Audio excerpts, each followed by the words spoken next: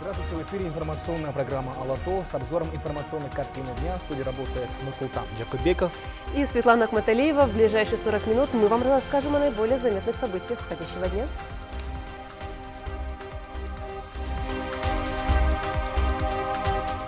Знай наших. Уроженец Кыргызстана Алтынбек Ахматов стал победителем чемпионата США по дзюдо. Есть пострадавшие, причины выясняются. Сегодня утром в Бишкеке в районе улиц Панфилова и Льва Толстого взорвалась 40-тонная емкость для горячей воды. Обратный отчет. Ровно 10 дней осталось до главного политического события 2019 года – саммита Шанхайской организации сотрудничества. Он пройдет в Бишкеке 13-14 июня. Под шатром Рамадана в Москве представительство Духовного управления мусульман Кыргызстана в России организовало вечер для соотечественников. Сегодня в Бишкеке утром в районе улиц Панфилова и Льва Толстого прогремел взрыв, взорвалась 40-тонная емкость для горячей воды. В результате происшествия 4 человек пострадали. Причины взрыва выясняет специальная комиссия. Сейчас на территорию, где произошел взрыв, никого не пускают. Там работает специальная комиссия по расследованию произошедшего. Но в социальных сетях люди делятся вот этими кадрами, которые снял очевидец. Взрыв произошел около 9 утра. По трагичному стечению обстоятельств мимо помещения, где взорвалась огромная емкость с горячей водой, проходил охранник. Он и еще 3 пострадавших в результате инцидента доставлены в больницы города. Национальный госпиталь и Бишкекский научно-исследовательский центр травматологии и ортопедии. Госпитализировано 4 пострадавших. Из них на сегодняшний день 1 находится в отделении нейротравмы номер 1 Национального госпиталя с диагнозом сотрясения головного мозга. Состояние удовлетворительное, соответствующее лечение получает. Остальные 3 пострадавших были госпитализированы в Бишкекский научно-исследовательский центр травматологии и ортопедии города Бишкек. 1 женщина в ожоговом отделении, 22% ожога тела, ожог пламенем. 2 женщина была госпитализирована в отделение реанимации. У нее перелом бедра, закрытая черепно-мозговая травма. У обоих женщин состояние врачами оценивается как тяжелое пока. Лечение получает. И 1 мужчина был госпитализирован в отделение нейротравмы. У него, слава богу, переломов нет, но получил сотрясение головного мозга. Состояние средней тяжести, тоже лечение получает. Почему взорвалась 40-тонная емкость с горячей водой, неизвестно. По словам работников Кыргызтемирджолу, она находилась под давлением, а вода в этом баке предназначалась для бельевого цеха. На территории фирмы по обслуживанию пассажиров, это Льва Толстого 3А, произошел взрыв емкости для подогрева горячей воды. Это технологическая емкость, это неподвижной состав. Создана приказом генерального директора создана комиссия для расследования причин данного взрыва. Чтобы узнать достоверную причину взрыва, специально созданной комиссии понадобится время. Мы будем следить за расследованием, а также за состоянием здоровья пострадавших. Елена Ткаченко, Азамат Джепаков, Алато 24.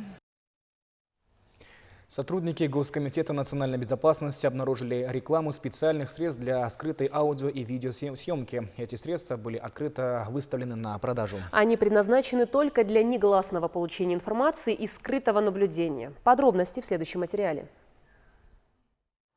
Найти в интернете можно все, что угодно. Это сказано не зря. Действительно, сегодня в интернет-пространстве можно найти любую вещь, даже запретную. Так, сотрудниками ГКНБ в ходе оперативно-розыскных мероприятий по выявлению и пресечению каналов реализации на территории Кыргызстана специальных технических средств, предназначенных для негласного получения информации и скрытного наблюдения, выявлены лица, причастные к незаконной реализации тех средств. Установлено, что на одном из сайтов было размещено объявление о продаже специальных технических средств для скрытой аудио-видеосъемки. И согласно санкции суда проведен обыск по адресу жительства рекламодателя, в результате чего было обнаружено и изъято специальные технические средства. А вот и само это средство. С виду не скажешь, что это устройство может помочь выведать нужную злоумышленнику информацию. Технические средства, они доступны в свободном доступе, то есть было объявление на одном из сайтов, наших сайтов, продается в свободном доступе, легко устанавливается на любые хозяйственные такие домашние приборы, куда можно установить, куда нужно установить, это легко делается. Кто владеет, конечно, техническими такими познаниями, да? Данное средство, оно имеет аккумулятор, батарею, подключается к мобильному устройству для наблюдения, также записи через путем Wi-Fi. То есть сначала нужно отсканировать вот этот QR-код, потом скачать эту программу с сайта, установить на телефон, и можно будет подключаться к нему через Wi-Fi и наблюдать, снимать запись и так далее. Да? Аккумулятор без питания может работать около 5-6 часов. Зона действия приблизительно 500 метров от установленного места. Качество видео, оно идет черно-белое, звук, в принципе, разговор, все четко слышно. Как показала недавняя практика, это легко, в принципе, легко можно приобрести, в принципе, в свободном доступе может любой купить и установить, куда пожелает. Так можно записывать видео и звук. Как мы убедились сами, видео четкое, звук тоже. Как сообщили в ГКНБ, материалы досудебного производства зарегистрированы в ЕРПП по признаку преступления, предусмотренного статьей Уголовного кодекса «Незаконное производство и оборот специальных технических средств». В настоящее время ведется следствие. Диана Мамекова, Тимур Сидагалиев, Ала-То, 24. Задержан экс-заведующий отделом судебной реформы и законности аппарата президента Манас Арабаев. В ходе проведенных следственно-оперативных мероприятий установлена причастность Арабаева к факту злоупотребления должностным положением в интересах отдельных преступных групп, осуществивших рейдерский захват объектов предпринимательства иностранных инвесторов, сообщает антикоррупционная служба ГКНБ. 2 июня Арабаев задержан и водворен в ИВС СИЗО ГКНБ. Глава НБКР прокомментировал расследование затыка о выводе из Кыргызстана 700 миллионов долларов. Вопрос был обсужден на заседании комитета Чугурку-Кенеша по бюджету и финансам. Тему продолжит наш корреспондент Бермет Курманбекова. Депутаты послушали информацию о деятельности Нацбанка за 2018 год. О деталях рассказал Толкунбек Абдыгулов. Улуттук банк 2018 жылы экономиканын нак акчага муктаждыгын өз убагында камсыз кылып турган. Депутаты, в свою очередь, интересовались работой коммерческих банков, размерами кредитов и процентами депозитов. А Кубанычбек Нурматов спросил про 700 миллионов долларов, которые, по информации СМИ, были незаконно выведены из страны. По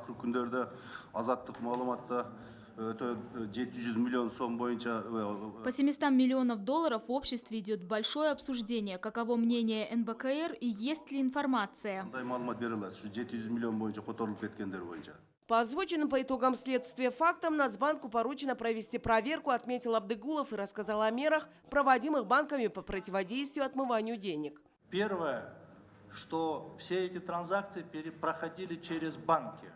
Это показывает то, что на сегодняшний день банковская система функционирует не только в Бишкеке, как это было в 90-х годах, а даже с отдаленных регионов наши граждане могут проводить международные платежи. Это очень хороший показатель. Второе. Кыргызская республика, как суверенная страна, имеет очень много обязательств в рамках отмывания денег. То есть это не только в нашей стране. Это во всех странах существуют нормы, которые направлены на противодействие отмыванию денег. Коммерческие банки вправе проводить транзакции только при наличии подтверждающих документов. В случае, если у банкира возникает подозрение, на помощь приходит финразведка, объяснил глава Нацбанка. Финансовая разведка по своим каналам, если есть какие-то вопросы, если это действительно связано с отмыванием денег, рассмотрев это, направляет документы в уполномоченный силовой орган, который в дальнейшем занимается разбирательством, это было отмывание денег или нету. По мнению Толкунбека Абдыгулова, такие заявления не должны наносить урон банковской системе, так как каждое такое заявление отслеживается не только внутри страны, но и за ее пределами и может негативно отразиться на банковской системе и на клиентах. В свою очередь, народные избранники просили главу Нацбанка отчитаться по завершении проведенного расследования о якобы выведенных деньгах. Бермет Курманбекова, Бактурсын Душенбеков, Ала-То, 24. Информация в СМИ о выводе миллионов стала причиной целого ряда проблем. С таким заявлением выступили предприниматели. По их словам, начались проверки госорганов, банки затягивают транзакции, а партнеры из Китая на время отложили отправку товаров. Это может привести к тому, что ввиду отсутствия товара бизнесмены будут вынуждены остановить торговлю. Бизнесмены уверяют, что денежные переводы предпринимателей находятся под пристальным вниманием ГСБ и Национального банка. Незавершенные журналистские расследования наносят существенный урон малому и среднему бизнесу, а деньги, которые преподносятся как вывод наличности, на самом деле являются средствами платежей за товар, который поступает на рынки Кыргызстана из Китая, отметил юрист Муса Бейшенов. Участники пресс-конференции подчеркнули, что не имеют отношения к компаниям, о которых шла речь в журналистском расследовании.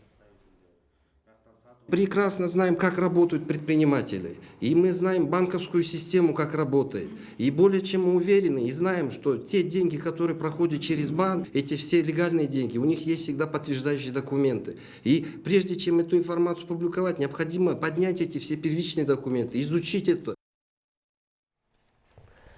Около 2,5 миллиардов сомов. Такова сумма выявленного Финполом ущерба государству. Чуть более половины уже возмещено. При этом лидируют именно налоговые и должностные преступления. Таких в ЕРПП ГСБ зарегистрировал около 300. Это показатели за прошедшие 5 месяцев. Больше информации в материале Аяны Дюшикеевой. Финполом в ЕРПП зафиксировано около 2000 заявлений и нарушений. Сумма ущерба при этом составила чуть более 2,5 миллиардов сомов. Больше половины государству уже возмещено. Налоговых преступлений в ЕРПП зарегистрировано 245, почти 1,5 миллиарда сомов были возмещены. А вот должностных преступлений 41. Лидирует ГРС, далее МВД, затем Минтранс. Еще 58 дел, связанных с незаконной предпринимательской деятельностью, а также 28 дел об уклонении от уплаты таможенных платежей, то есть контрабанда. К слову, с начала этого года пресечено 36 фактов незаконного ввоза товаров народного потребления. В основном это ГСМ – более 500 тонн. Такие факты чаще всего были зафиксированы в Чуйской и Таласской областях. Завезено ГСМ было на более чем 10 миллионов сомов, причем без оплаты соответствующих таможенных и налоговых платежей. Контрабандным путем, как сообщает ГСБ, завезены были также мука, удобрения, металл, алкогольная и табачная продукция. По предоставленным документам жидкость представляла из себя бензонол Би-92 и бензонол Би-80 или печное топливо, не относящееся к подакцизной группе товаров. В РПП зарегистрировано 16 материалов. Отделом возмещено в бюджет государства всего 8 миллионов 532,8 тысяч сомов. Что же касается преступлений должностных и наиболее резонансных, то громкое дело о коррупции на юго-западном кладбище, которое расследовал покойный журналист Улан Игизбаев, передано в суд. В производстве находилось 4 уголовных дела, из которых 3 уголовных дела направлены в суд. По уголовным делам привлечены все ответственные лица муниципального предприятия, в том числе руководители, которые в ходе следствия были отстранены от занимаемой должности. Также направлено в суд уголовное дело по коррупционным преступлениям, то есть более детально, если сказать, 3 уголовных дела направлено в суд по статье коррупция, в том числе уголовное дело в отношении бывшего председателя Государственной таможенной службы Адамкула Джунусова. Продолжает ГСБ тем временем совершать денежные переводы на единый депозитный счет, куда поступают средства, возмещенные государству в результате борьбы с коррупцией, то есть экономических и должностных преступлений. Переводы на счет совершают, напомню, Генпрокуратура, МВД, ГКНБ и ГСБ. Финпол перечислил почти 700,5 миллионов сомов. Аяна Дюшикеева и Синтурабыкеев, Алато 24.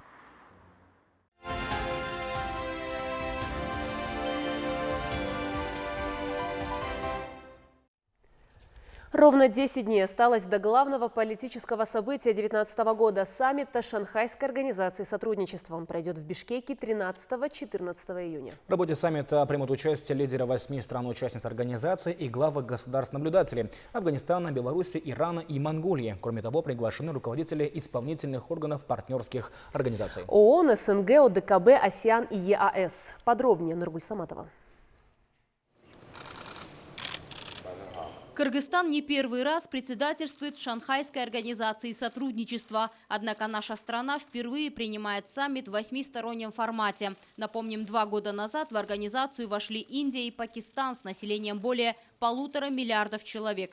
Кыргызстан, как один из инициаторов создания ШОС, всегда чувствует огромную ответственность за будущее организации и укрепление ее позиции. И в этот раз кыргызская сторона во главе с Министерством иностранных дел, отдела внешней политики аппарата президента и других госорганов ответственно и тщательно подошла к организации и проведению всех мероприятий в рамках своего председательствования. В рамках председательства Кыргызстана в Шанхайской организации сотрудничества в Бишкеке уже прошли заседания секретарей Советов Безопасности, совещания министров культуры, заседания министров иностранных дел и национальных координаторов ШОС. Период председательства Кыргызстана в организации характеризуется повышением деловой активности, сказал генсек организации Владимир Норов. Действительно, Кыргызстан провел не только официальные мероприятия, запланированные секретариатом, но и культурно-гуманитарные экономические проекты, такие как бизнес-форум ШОС, форум женщин, лидеров организации, а также медиафорум и Иссыкульский марафон «Шелковый путь». И уже через считанные дни в столице пройдет заседание лидеров стран-участниц ШОС – Кыргызстана, Китая, России, Казахстана, Узбекистана, Таджикистана, Индии и Пакистана. Кроме того, ожидается участие глав государств-наблюдателей – Афганистана, Беларуси, Ирана и Монголии. Страны ШОС – это, в общем-то, лидеры в экономическом плане. Это те страны, которые формируют экономическую повестку дня.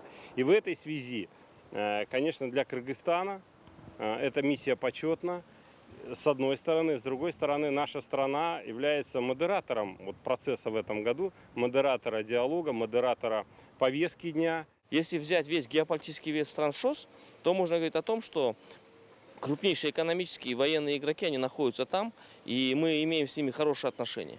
Что касается самого саммита ШОС, я думаю, что кыргызская страна подготовилась очень хорошо. Надеемся, что он пройдет на самом высоком уровне. Мы видим это потому, как происходят изменения в городе. По мнению экспертов, скорее всего, кыргызская сторона поднимет вопрос об учреждении Банка развития ШОС на территории Кыргызстана. Президент Сооронбай Жээнбеков уже озвучивал это предложение, выступая на прошлогоднем саммите в Циндао. Нахождение финансовых институтов ШОС в Бишкеке способствовало бы эффективному продвижению экономических проектов на пространстве организации, уверены эксперты. Кыргызская сторона права в том плане, что мы предлагаем одним из центров финансового, то есть создать банк развития ШОС в Кыргызстане. Он должен быть в Бишкеке, так как в других странах он находится, допустим, в Ташкенте находится антитеррористический центр. Для того, чтобы организация такая крупная, как ШОС, преобладала в вес, и там были бы более динамичные процессы, я думаю, многие центры должны быть рассредоточены. И именно банк развития ШОС, он должен находиться в Кыргызстане, и я надеюсь, что это решение будет принято на этом заседании ШОС. Лидеры стран ШОС рассмотрят ход реализации итогов прошлогоднего Циндаоского саммита, а затем первоочередные задачи по дальнейшему развитию организации. Согласованные позиции сторон будут отражены в Бишкекской декларации. В целом лидеры стран ШОС обсудят и примут более 20 документов. Актуальные вопросы международной повестки дня, борьба с терроризмом, экстремизмом, сепаратизмом, а также транснациональной и киберпреступностью – это неполный перечень вопросов, которые будут рассмотрены на саммите. Нургуль Саматова, Бактурсун Душенбеков, Алато 24. Утверждено положение по управлению государственными инвестициями. Соответствующее постановление подписал премьер-министр Мухаммед Калый Абылгазиев. Документ принят в целях повышения эффективности и усовершенствования процессов подготовки, реализации и мониторинга государственных инвестиционных проектов. Положение представляет собой единую согласованную систему инициирования, оценки, отбора, утверждения и реализации проектов госинвестиций для исполнительных агентств, уполномоченных органов и заинтересованных сторон. Она закрывает нормативную брешь в процессе управления государственными инвестициями и дополняет регулирование, содержащиеся в соглашениях о финансировании, заключаемые между Кыргызстаном и партнерами по развитию. Отметим, внешняя помощь является одним из ключевых факторов развития страны. Внешняя финансовая помощь направляется на реализацию проектов в различные секторы экономики, включая образование, здравоохранение и транспорт. В начале года премьер-министром ставилась задача по тому, чтобы регламентировать все процессы по продвижению проектов госинвестиций, в связи с тем, что очень много нареканий в части именно задержек при продвижении проектов госинвестиций. Также депутаты неоднократно поднимали вопрос относительно эффективности реализации проектов госинвестиций. Данное положение оно должно оказать положительное влияние на продвижение проектов госинвестиций, на эффективность реализации проектов, а также на мониторинг результатов от реализации данных проектов. У средней школы номер 1 имени Чингиза Айтматова, вокруг которой не утихали страсти несколько месяцев подряд, новый руководитель, назначенный директор, приступила к своим обязанностям 2 дня назад. Ситуация в учебном учреждении спокойная. Итоговая государственная аттестация проходит в штатном режиме. С чего начала свою работу глава школы, узнавала Дамира Базарбаева. Поход в уборную для учеников самой большой школы в республике становится испытанием, особенно в холодное время года. Туалет находится не в здании учебного заведения, а на улице, в нескольких сотнях метров от главного входа. Здесь раковины не функционируют, а зловоние распространяется по всей округе. На отсутствие санитарных норм жаловались и родители. Как выяснилось, туалет не рассчитан на 4500 учащихся, и за перемену туда не удается попасть и 10-й части детей. Здесь вот на территории школы прилегает площадка, где проходит местное население. Кроме этого, рядом здесь базарчик, есть магазин большой. И люди, которые здесь рядом, видимо, туалетов нету, и они приходят в школьный туалет. И в летнее, и зимнее время. Поэтому убирать своевременно и соблюдать санитарные требования нам приходится очень тяжело. И в соответствии с этим, с низкой оплатой труда технического персонала, они долго не задерживаются. Несмотря на то, что такая ситуация длится не 1 год, в Айлок-Мөтү сигнал поступил лишь недавно. Здесь уже предпринимают меры для решения проблемы. В настоящее время разрабатывается проектно-сметная документация. Со стороны Айлок-Мөтү выделено 1 200 000 сомов. После того, как будет готов проект, проведем тендер на строительство данного туалета. Надеюсь, до сентября успеем. Много шума было вызвано принудительным сбором средств в общественный фонд. Этот момент новое руководство намерено рассмотреть совместно с родителями и педагогами. Немало вопросов порождал и спортзал. Старое руководство говорило, что его сдали в аренду в Айлок-Мөтү. Последние же утверждали обратное. Теперь к новому учебному году будут предприняты меры, чтобы спортзал передать школе для выполнения госпрограммы по физическому воспитанию детей начальных классов и детского сада. Кроме того, что люди здесь проживают на территории школы, да, есть факт. Но юридическую основу мы хотим рассмотреть, чтобы не было обидно людям, которые здесь проживают, насколько это правомочно, пока люди проживают. Да. Они и смотрят за школой, сторожевую деятельность ведут, кроме этого ведут хозяйственную часть. Все эти нюансы возникли, потому что в школе ощущается острая нехватка кабинетов. Учреждение рассчитано на 1500 ученических мест. По факту же обучается в 3 раза больше детей. Сейчас на рассмотрении находится строительство дополнительного корпуса на 500 мест. Если со стороны местного самоуправления, то есть Айлок-Мөтү, выделят определенный участок и со стороны правительства утвердят этот проект, со стороны госстроя мы готовы построить дополнительный корпус со всеми удобствами. Как бы там ни было, в конце учебного года и учителя, и ученики испытывали дискомфорт в связи со скандальными моментами. Остается надеяться, что с назначением нового руководства во всех вопросах будет поставлена точка. Дамира Базарбаева, Руслан Сабатаров, Алатот, 24. В Аксайском районе Иссык-Кульской области в общем 610 километров дорог. Если основные дороги, связывающие между собой села, ремонтируют за счет госбюджета, то за внутренние взялись местные предприниматели. Продолжит Мирима Мирбайказе. В год развития и цифровизации регионов немало предпринимателей и бизнесменов тем или иным способом помогают своим селам. К примеру, компания по ремонту дорог Айгуль Ходжомкуловой ремонтирует дороги в селах Аильного округа Октябрь Аксуйского района. Сейчас идут ремонтные работы в селе Маман, где проживает более 5000 человек. Раньше дороги были в ужасном состоянии. В дождь на улицах лужи и грязь, в жаркое время года пылища. Но, как видите, наконец-то наша проблема решена. завершается. Скоро будет не хуже, чем в городе. По словам главы Аильного округа Октябрь Бахтыбек Ахмолдоева, ремонтируют дороги не только в Мамане, но еще в 2 селах. Работы ведутся быстро, материалы качественные. Спасибо за помощь и содействие в процветании нашего округа. Мы с местными властями договорились о том, что наша компания ежегодно будет ремонтировать около 500-600 метров дорог. Это примерно на 250 тысяч сомов. Все работы ведутся по современным технологиям, что послужит долгосрочному пользованию дорогами. Отметим, что эта компания с 2015 года отремонтировала дороги в селах Жолголот, Маман, Учкайнар и Отузул на более чем 1 миллион сомов. Мерим Амирбайкызы, Эдиль Мерзбеков, Бакыт Шаймбетов, Алато, 24, Иссык-Кульская область. Подведены итоги масштабного марафона «Дети – наше будущее», организованного в сотрудничестве Биринчи радио и МВД. В рамках радиомарафона было собрано 547 тысяч сомов. 1 июня средства передали городской детской клинической больнице скорой медицинской помощи номер 3, а УГУБДД добавила еще 15 тысяч сомов. Подробностей далее. Радиомарафон стартовал в прямом эфире Биринчи радио к Дню защиты детей для обеспечения их безопасности на улицах и дорогах, а также предотвращения насилия среди детей в семье и в школе. 1 июня все собранные средства были торжественно переданы городской детской клинической больнице номер 3.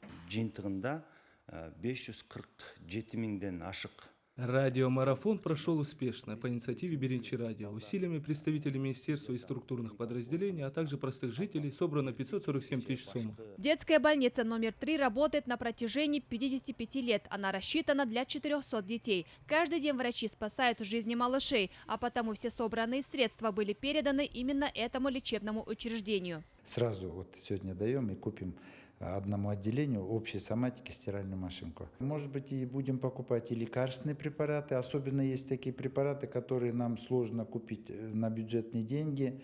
Антибиотики последнего поколения, такие как потом еще есть такие препараты, как альбумины, которые очень дорого стоят. Возможно, мы будем на них тоже держать. Проблемы есть, конечно, с постельным бельем, например. Вот недавно у нас стиральная машина, мы же стираем сами. Стиральная машина сломалась, вот Талантов Скруч обещал нам с этого марафона выделить деньги на стиральную машину. В рамках радиомарафона была проведена акция «Сохраним жизнь детям», на которой волонтеры Биринчи радио и студенты БГУ встретились с водителями, рассказали о важности соблюдения ПДД и раздали буклеты с кепками. Айджана Нурбекова, Алмаз Нурмамбетов, Алато, 24. До окончания месяца Урозу остались считанные дни. В Москве представительство Духовного управления мусульман Кыргызстана в России организовало вечер под так называемым шатром Рамадана. Рассказывает Мирбек Молдакунов.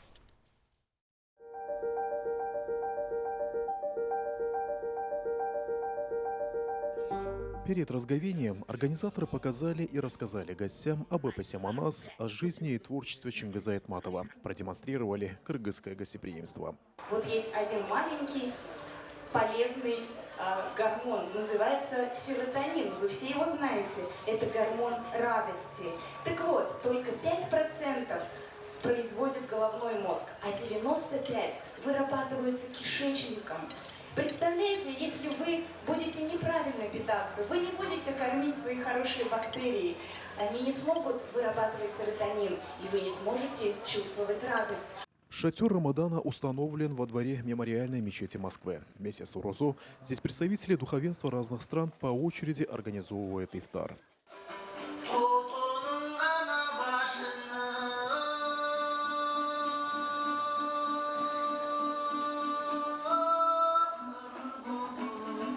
Как стало уже доброй традицией, гости, представители разных национальностей, приходят сюда не только для разговения, но и для культурного обогащения. Каждая страна старается продемонстрировать гостям все то, чем гордятся его граждане. Мы все хотим быть устойчивыми и сбалансированными в жизни. Где наша устойчивость? Наша устойчивость дома. Там, где мы родились, правда? Там, где нас ждет наша семья, наши дети, наши предки, могилы наших предков. Там наша устойчивость, правда? И мы, где бы мы ни находились, мы хотим все время помнить в голове и в своем сердце то, что делает нас жизнью устойчивыми. Мы в Москве здесь живем, Как нам добиться этой устойчивости здесь, в Москве, когда Родина так далеко? У многих из вас дети находятся далеко там. И многие из вас, которые живут здесь уже не один год, они уже забывают, каких корней они, откуда они родом, забывают. Знаете, когда я был маленьким мальчиком, я облазил все ущелья от начала до конца вокруг Иссыкуля. Ждеурское ущелье, Каракольское ущелье, Рудыльское ущелье, по южному берегу ущелье Борском, Тангинское ущелье. Я облазил от начала до конца, купался во всех речках, которые там были. И теперь эти вещи живут в моем сердце. Они для меня корень, который держит меня. После основных гостей в шатер заходит второй поток. Студенты, трудовые мигранты из стран ближнего и дальнего зарубежья. Организаторы постарались на славу. Еды хватило всем. Прибег Мудакунов, Эльзар Асанбаев, Алату 24, город Москва.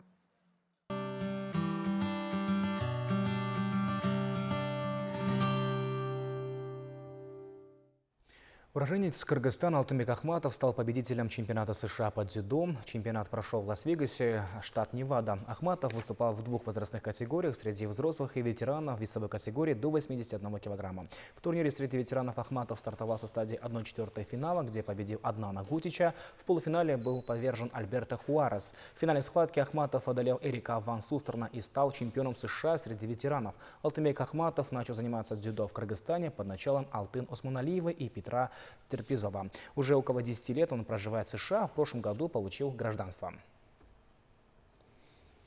На спортивной базе Кыргызского национального университета имени Баласагына проходят спортивные соревнования по ордо. В мероприятии принимают участие 6 команд из Джалалабадской, Таласской, Чуйской областей и КНУ. Соревнования проводятся в память Бархата Кеңешбека Улу, неоднократного чемпиона универсиады по ордо.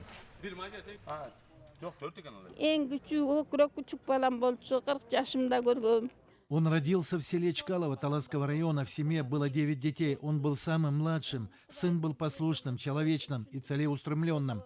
Его жизнь оборвалась 29 лет в автоаварии. Это 4-й раз проходит это мероприятие. Он мастер спорта Кыргызской республики, член сборной команды Бишкека играл. И на этом наш выпуск завершен. Эти и другие новости доступны в мобильном приложении Алату 24. Главные политические, экономические, культурные события, свежие новости, аналитика, интервью и не только. Все это вы можете смотреть онлайн через приложение в своем мобильном устройстве. Будьте в курсе самых важных событий в стране с мобильным приложением Алату 24. Далее информация о погоде на завтра. Мы желаем вам всего доброго. И до свидания.